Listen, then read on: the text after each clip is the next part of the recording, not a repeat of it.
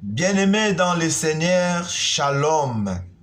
Nous voici encore dans la suite de nos enseignements sur les fruits de l'Esprit. Avant de commencer, nous allons d'abord prier. Seigneur, nous te disons merci pour ce temps si merveilleux. Merci pour ce temps dans ta présence, car la Bible déclare « Vaut mieux une minute dans ta présence que 1000 ailleurs ».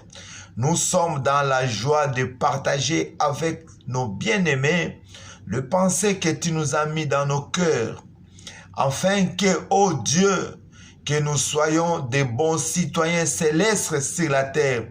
Nous avons besoin de l'onction, de la transmission et de l'audition. Que Seigneur Jésus, ton nom règne pendant ce temps. Dans le nom puissant de Jésus, nous disons Amen. Bien-aimés, je vous salue dans le nom merveilleux de notre Seigneur Jésus-Christ. Nous avons entamé ou commencé les enseignements sur les fruits de l'Esprit. Et aujourd'hui, nous allons parler de la paix. Bien-aimés, nous avons reçu Jésus comme Seigneur et Sauveur dans nos vies. Voilà pourquoi nous sommes appelés des chrétiens. Mais il y a une façon de marcher qui nous diffère de la vie ancienne. Il y a une façon de faire qui nous diffère de la vie ancienne. Et notre Seigneur a dit, vous les reconnaîtrez par leurs fruits. Ou on peut dire que notre vie d'aujourd'hui est comparée à un arbre qui doit produire des fruits. Et ce sont ces fruits que nous enseignons pendant cette série, pendant tout ce temps. Nous avons déjà parlé, comme je disais, de l'amour. Nous avons parlé de la joie. Et aujourd'hui, notre troisième fruit, comme Galates 5 nous dit, Galates 5, le verset 22e, je lis. La Bible dit, le fruit de l'esprit, c'est l'amour, c'est la joie, c'est la paix, c'est la patience, la bonté, la bienveillance, c'est la joie, la douceur, la foi, pardon, la douceur, la maîtrise de soi. Là, c'est la parole du Seigneur. Aujourd'hui, nous allons parler de la paix. Qu'est-ce que la paix? La paix, bien-aimée, est l'absence de querelles. La paix est l'absence de troubles. Nous disons que la paix est la tranquillité. La paix se traduit par la tranquillité. La tranquillité de l'âme, le calme intérieur et le silence. Alléluia. Jésus a dit dans Matthieu 5, le verset 9, « Heureux ceux qui procurent la paix, car ils seront appelés fils de Dieu. » Si tu es fils de Dieu, si tu es chrétien, tu dois procurer la paix. Amen. Si tu es fils de Dieu, bien-aimé, si nous sommes enfants du Très-Haut, nous devons procurer la paix. Quand le prophète Ésaïe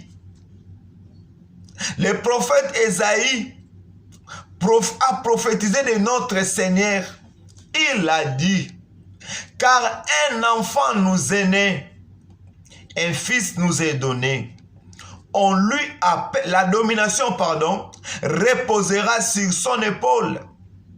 On l'appellera admirable, conseiller, Dieu puissant, Père éternel, Prince de paix. Soulignez-moi cette phrase des peuples de Dieu. Si c'est votre Bible, oh, je vous demande de souligner cette phrase. Prince de la paix. Le prince règne. C'est-à-dire la paix doit régner dans nos vies.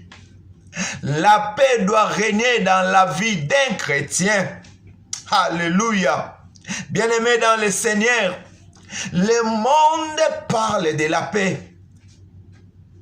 Les grandes puissances mondiales parlent de la paix. Bien-aimés, les organisations internationales parlent de la paix. L'ONU parle de la paix, bien-aimés. L'OIA parle de la paix. La MONUSCO parle de la paix. Le monde dit, qui cherche la paix, prépare la guerre. Alléluia. Il y a des accords traités entre nations dans l'intention de chercher la paix. Alléluia. Malgré cela, peuple de Dieu, les guerres ne finissent pas dans le monde. Les nations s'entretuent, les troubles règnent. Mais écoutez ce que Jésus dit. Dans Jean 14, le verset 27, la Bible dit, « Je vous laisse la paix, je vous donne ma paix. Je ne vous donne pas comme le monde donne. » Alléluia.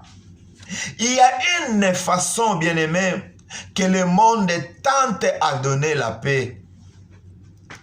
Il dépense des millions, des milliards de dollars, d'euros, de livres sterling dans l'idée d'établir la paix. Ô peuple de Dieu, mais notre Seigneur a aussi sa façon de nous donner la paix. Et quand nous parcourons la Bible, peuple de Dieu, nous découvrons trois types de la paix. Premièrement, la paix avec Dieu. Pour qu'un homme ait la paix avec Dieu, il doit savoir que Dieu l'aime. Oh, Église du Seigneur, laisse-moi te rappeler aujourd'hui que l'Éternel t'aime. La Bible dit que Dieu a tant aimé le monde. Dieu a laissé son trône et il est descendu sur la terre pour nous sauver. Laisse-moi te dire que Dieu est miséricordieux. Avant même de demander pardon, il est prêt pour nous pardonner. Il a déjà arrangé pour pardonner. Avant même, Seigneur, avant même que j'ouvre ma bouche, le Seigneur est prêt de nous pardonner, car il est miséricordieux. Et la Bible ajoute que sa miséricorde dure à toujours. Bien-aimés, cette connaissance suffit pour nous procurer la paix, pour nous donner la paix avec Dieu. Amen. Et deuxièmement, un homme doit vivre en paix avec soi-même ou avec lui-même. Pour avoir la paix avec soi-même, il faut s'accepter soi-même. Nous connaissons les gens qui saillissent, les gens qui sont prêts même à perdre leur vie, de se suicider. Oh bien-aimé, l'homme fait une erreur de regarder toujours ses faiblesses, de regarder toujours les côtés négatifs. Le diable te fait voir que ton côté négatif. Le diable te fait voir que les choses qui ne vont pas dans ta vie. Mais nous oublions que Dieu a déjà fait beaucoup pour nous. Nous oublions de regarder ce que Dieu a déjà fait. Nous oublions de regarder là où l'Éternel nous a ramassés. En regardant que le côté négatif, cela attire une énergie négative dans nos vies. Dieu bien-aimé, sachez-le, que Dieu se glorifie dans nos faiblesses. Regardons ce que nous faisons du bien Ne regarde pas ce que les autres font. Nous sommes qui nous sommes. Prenons ce que nous sommes. Il faut savoir que Dieu ne fait pas des ordures. Dieu ne fait pas d'erreurs. Alléluia. Dieu ne fait pas de fautes. Dieu, tout ce que Dieu fait est bon. Lisons bien la Bible. La Bible dit, Dieu vit que la lumière, que ce qu'il a fait est bon. Tout ce que Dieu fait, bien-aimé, est bon. Arrêtons d'être en compétition avec d'autres personnes. Tout le reste du monde est pris. Oh, laisse-moi te dire que le reste du monde est pris. Notre monde est ce que Dieu nous donne. Alléluia. La paix avec soi-même. Tu es ce que tu es. Ne regarde pas ce que l'autre est ou ce que l'autre a. Contente-toi de ce que tu es. Amen. Troisièmement, nous allons parler de la paix avec son prochain. Pour avoir la paix avec son prochain, il faut éviter de critiquer les autres. Le monde n'aime pas celui qui critique. Surtout dans le mal. À chaque moment, évitez l'ingérence dans les affaires d'autrui, dans les affaires des autres. N'essaye pas, de contrôler les autres. Le monde n'aime pas ça. C'est lui qui aime contrôler, dominer les autres. Si tu veux dominer les autres, tu ne seras jamais en paix avec les autres. Amen. Permettez-moi de vous poser une question. Toi qui as été créé à l'image de Dieu, qu'est-ce qui vole ta paix? Toi qui es fils de Dieu, est-ce que tu as déjà entendu que Dieu a manqué la paix? La Bible dit que le Saint-Esprit assure la sérénité au ciel.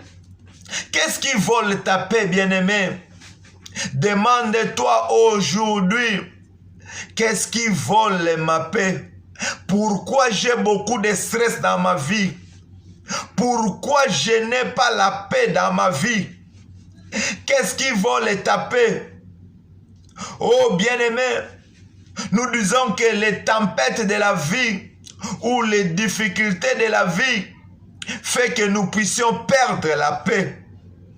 Car il y a des tempêtes longues, il y a des tempêtes courtes, il y a des grandes tempêtes, il y a des petites tempêtes, il y a des tempêtes imprévues. Alors, le problème c'est de savoir quelle est notre responsabilité pendant la tempête ou comment garder notre paix pendant la tempête, pendant les temps difficiles. Comment garder la paix? Notre responsabilité, bien-aimé, pendant les temps difficiles, ce n'est pas de fuir la tempête. Notre responsabilité n'est pas de faire que la tempête s'en aille. Notre responsabilité est de nous accrocher à la tempête. Alléluia. Accroche-toi. Accroche-toi à la tempête. Retenons ça. S'accrocher à la tempête. Si vous voulez devenir puissant, vous devez apprendre à s'accrocher à la tempête. Cela veut dire un homme puissant est celui qui garde son calme pendant la tempête, ou celui qui garde sa paix pendant les temps de la difficulté, les temps de la souffrance. Alléluia. C'est une puissance, bien-aimée. Quand vous pouvez faire cela, le diable ne sait pas quoi faire. Le diable va piquer une crise cardiaque car il ne va pas vous comprendre. Il sera troublé. Il perdra son contrôle. Alléluia.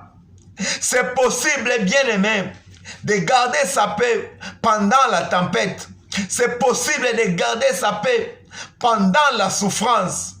Mais qu'est-ce que nous faisons? Qu'est-ce que nous faisons, bien-aimés? Je m'excuse. Notre erreur est de croire que nous pouvons faire ce que Dieu, nous ne pouvons pas faire ce que Dieu nous demande. C'est ça notre plus grande erreur. De croire que ce que Dieu nous demande est difficile. C'est ça le problème. Abraham accepta de sacrifier son fils unique et Dieu fit de lui le père de toutes les nations de la terre. Peuple de Dieu, ce n'est pas chose facile. Un enfant que Abraham a si attendu. Mais l'Éternel lui demande le même enfant. Bien-aimé, si Abraham avait cru que cela est impossible, cela est difficile, Abraham n'allait pas être élevé comme nous le connaissons aujourd'hui. Alléluia. Tout ce que Dieu nous demande, c'est possible de le faire. Dis à ton voisin la paix.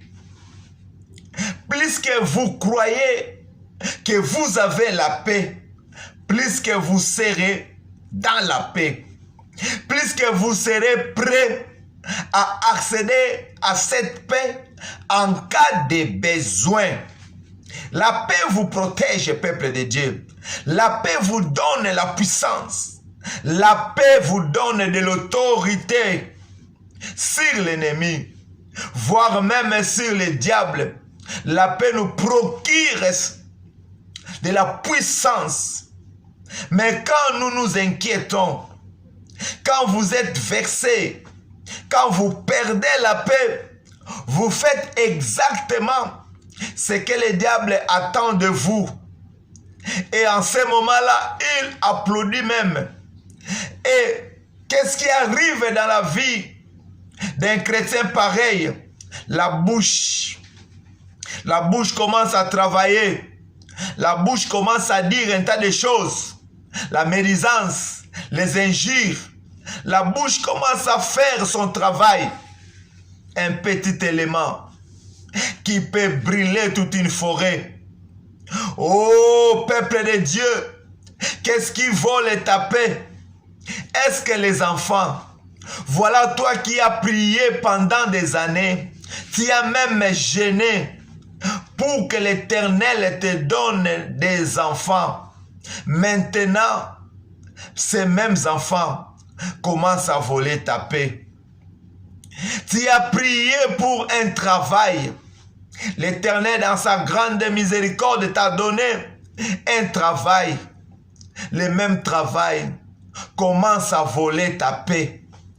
Les boss, quand tu vois seulement sa figure, oh, tu perds la paix. Est-ce que Dieu t'avait créé pour que tu perdes la paix? L'inquiétude, bien-aimé, les collègues au travail t'inquiètent. Tu regardes qui? L'inquiétude, bien-aimé, est l'ennemi de la paix. L'inquiétude est comme un balançoire. Une personne sur un balançoire.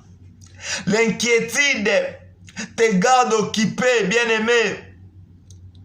L'inquiétude est comme une personne qui est sur un balançoire. Elle est occupée, mais en réalité, elle n'avance pas. C'est inutile, bien-aimé. Qui peut ajouter une coudée à sa vie à cause des inquiétudes, dit la Bible? Église du Seigneur, peuple de Dieu, examinons la situation d'Israël devant la mer Rouge.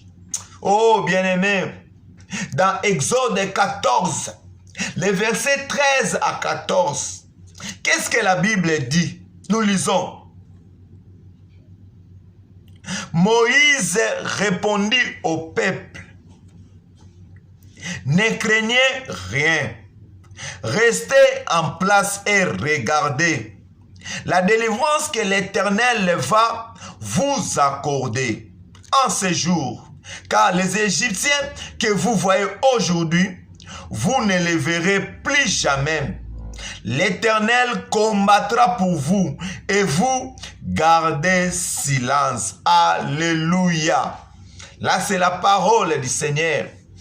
Bien-aimés, Israël, les Israélites sont entre la mer Rouge et la grande armée égyptienne. Ce n'est pas un bon endroit, bien-aimé, pour être. Ce non plus une bonne situation. Et ils ont la bouche. Vous voyez, vous savez, pardon, quand l'inquiétude vous atteint, la bouche commence à parler. Bien-aimés, les Israélites ont commencé à murmurer. Ils ont commencé à parler. Mais j'aime une chose. J'aime l'attitude de Moïse. L'homme qui en ce moment avait le Saint-Esprit. Comme toi et moi, nous avons le Saint-Esprit aujourd'hui. Devant cette tempête, avant même que Moïse écoute ou avant même que Moïse parle à l'Éternel, Moïse ouvre sa bouche aussi et dit, ne craignez rien. Restez en place et regardez. L'Éternel combattra pour vous. Vous gardez silence. Bien-aimés dans le Seigneur, gardons silence devant la trompette. Oh yes. Pourquoi t'inquiètes-tu devant une situation difficile? Oh, l'Éternel te dit aujourd'hui, garde silence. Gardons silence devant la tempête. Gardons notre paix. Garder silence signifie garde ta paix. Bien-aimé, le silence est une puissance, une force. Garde silence. Garde ta paix. Et quand nous faisons cela, spirituellement, cela se traduit à une prière. Seigneur, j'ai confiance en toi. Je sais que je ne peux rien faire pour cette situation. Mais j'ai confiance en toi. Je sais que tu t'occuperas de la situation. Quand tu gardes silence, la bouche ne dit rien. Mais l'esprit fait des prières car la Bible déclare l'heure est venue. Et il est déjà venu que les vrais adorateurs adoreront le Père en esprit et en vérité. Alléluia. Bien-aimés dans le Seigneur, prenons l'exemple de l'aigle. L'aigle, quand la tempête arrive, l'aigle se place en face de la tempête. Il court alors vers la tempête.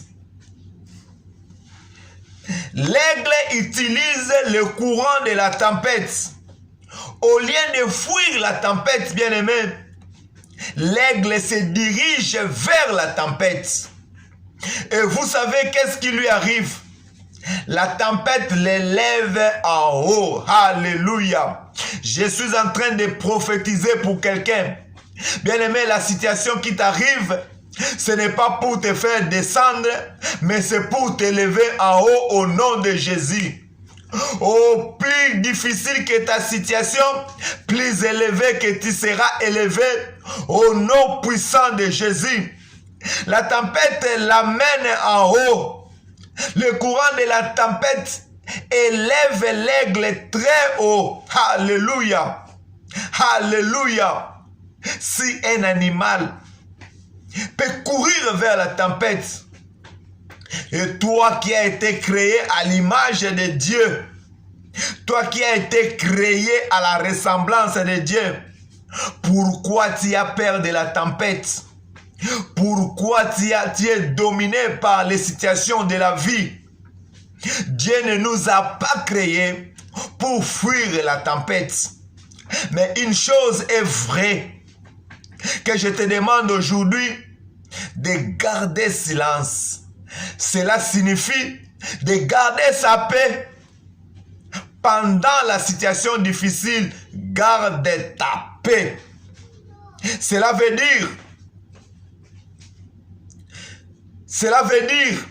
quand tu gardes ta paix, bien-aimé, cela traduit la confiance envers son Dieu.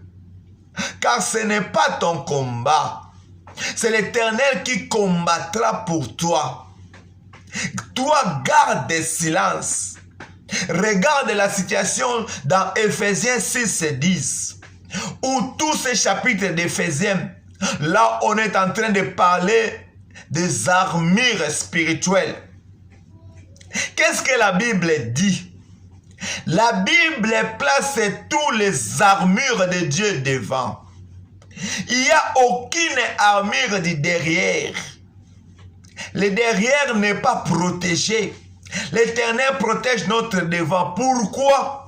Parce que dans l'intention de l'Éternel, l'homme qu'il a créé doit faire face à la situation.